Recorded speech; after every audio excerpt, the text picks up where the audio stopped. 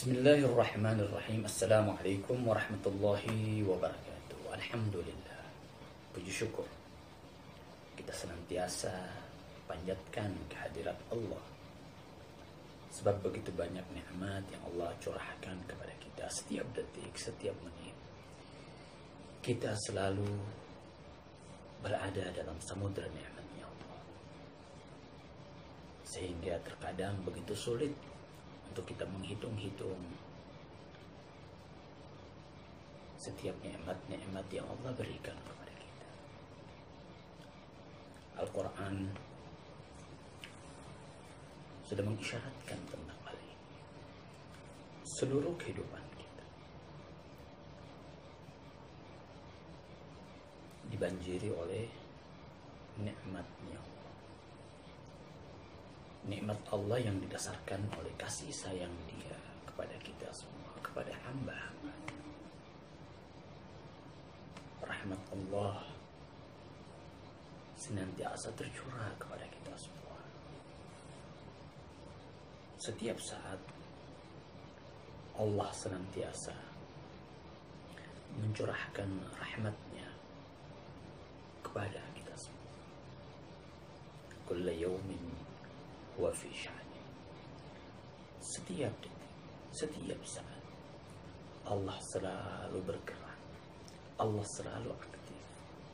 Aktif dalam artian bahwa Dia senantiasa memberikan, mencurahkan, memanifestasikan, mentajalikan. Terserah kita mau sebut dengan nama dan istilah apa saja. Rahmatnya kepada kita semua. Tanpa rahmat Allah sudah pasti hamba-hambanya, alam semesta ini, semua ciptaannya pasti akan hancur lebur. Oleh karena itu sudah selayaknya lah kita semua untuk senantiasa bersyukur pada Allah. Serendah-rendahnya bentuk syukur seorang hamba kepada Allah tidak lain mengucapkan tahmid alhamdulillah. Itu paling rendah dari rasa syukur seorang hamba. Ketika kita mendapatkan sesuatu dari kenikmatan-kenikmatan Allah, spontan kita mengucapkan alhamdulillah, terima kasih ya Allah. Kita bersyukur, kita berterima kasih kepada Allah. Sebab dengan kenikmatan tersebut kita merasakan ketenangan, kebahagiaan, kegembiraan. Dan ini sesuatu hal yang perlu untuk diucapkan kepada Allah. Karena ketika seseorang itu mendapatkan rahmatnya Allah, itu menandakan bahwa pandangan Allah tertuju kepada hamba tersebut. Sehingga dikatakan dalam salah satu hadis, jangan sampai ketika Allah sedang memandang, maka pada saat itu Allah memandangmu sedang berbuat maksiat. Artinya, ketika kenikmatan Allah sampai kepada, jangan sampai pada saat itu engkau sedang berada pada posisi mengingkari, sedang berada pada posisi menentang, sedang berada pada kondisi berbuat maksiat dengan segala kenikmatan Allah.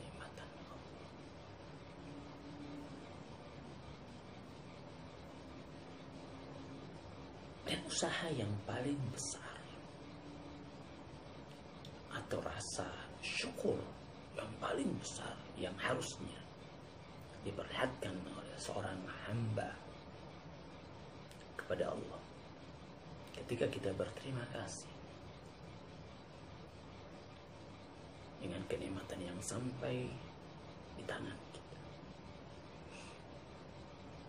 kita perlihatkan kepada Allah Ya Allah, lihat harta ini sampai kepada saya, materi ini sampai kepada saya, terima kasih. Apakah itu cukup? Belum.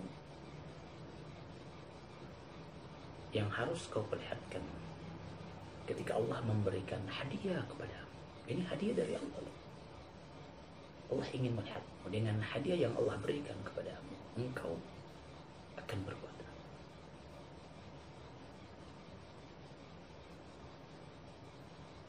Dengan harta tersebut engkau salurkan kepada orang-orang yang membutuhkan. Itu bentuk terima kasih. Engkau ambil yang pantas untukmu, yang menjadi kebutuhan. Bukan kemudian engkau menganggap bahwa semua ini adalah milik dan orang lain tidak punya bagian dari hadiah tersebut. Fabi'ni'mati rabbika fahadits. Ketika sampai kepadamu nikmat-nikmat Allah, fahadits, ceritakan. Apa yang dimaksud dengan fahadits, menceritakan nikmat Allah? Apakah kemudian kita pergi kepada orang-orang, kita ceritakan, kita sebarkan bahwa saya mendapatkan kenikmatan Allah?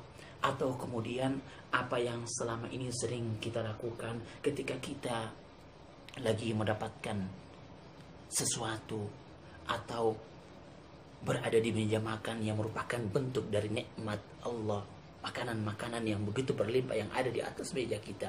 Kemudian sebelum kita makan, kita fahadits, kita menceritakan, kita foto dan kemudian kita masukkan ke dalam status HP kita. Apakah itu bentuk dari fahadits sehingga semua orang tahu apa yang kita makan, apa yang kita dapatkan? Mungkin itu pemahaman kita dari yang dimaksud dengan fahadits.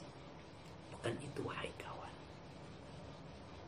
Bukan itu yang Allah inginkan. Fahadits, ceritakan bagaimana bentuk menceritakan nikmat Allah.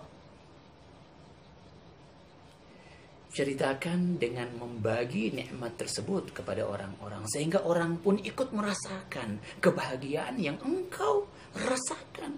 Ketika engkau merasa bahagia karena engkau diperhatikan oleh Allah dengan kenikmatan yang sampai kepadamu, maka bagi kegembiraan itu kepada orang lain. Pasti orang lain pun akan berbahagia ketika kenikmatan itu sampai kepada mereka. Rasulullah dalam sirah beliau, dalam kehidupan beliau, setiap harta yang sampai kepadanya, setiap kenikmatan-kenikmatan yang sampai kepadanya, Rasulullah tidak pernah membiarkan itu berlama-lama dalam genggaman, disimpan, enggak, sampai kepadanya diberikan kepada orang lain. Dia sebarkan kepada orang-orang yang membutuhkan. Mungkin Anda pernah dengar bahwa di Masjid Madinah Nabawi ada satu tempat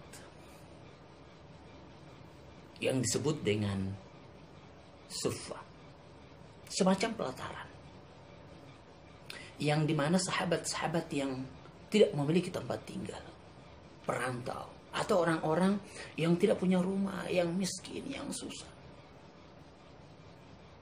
itu mereka ditempatkan oleh Nabi di dekat masjid tersebut. Rasulullah membuat satu tempat kecil pelataran yang dimana mereka dibiarkan tinggal di tempat tersebut, yang dikenal dengan Ahlus Suffah.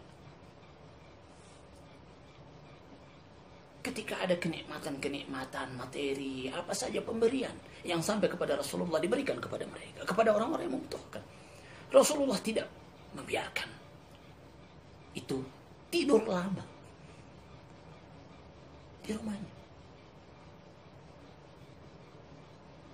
Bahkan Rasulullah begitu berbahagia dengan kondisi-kondisi seperti itu. Beliau mengatakan bahwa aku lebih senang dalam sehari aku lapar, sehari aku kenyang, ketika dia ditawari gunung Uhud untuk dijadikan emas, dia menolak. Bukan itu yang aku inginkan. Mungkin kalau kita dalam posisi seperti Nabi, wallah bukan hanya gunung Uhud yang kita ingin jadi emas. Gunung Everest, gunung Himalaya, kita ingin semua gunung-gunung yang ada menjadi emas bagi kita.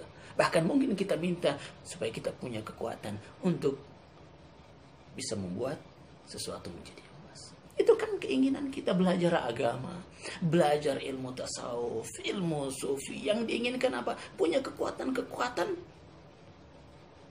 luar biasa, kekeramatan yang dicari.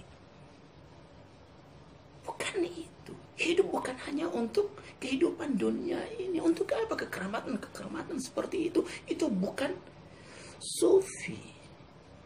Itu bukan tasawuf.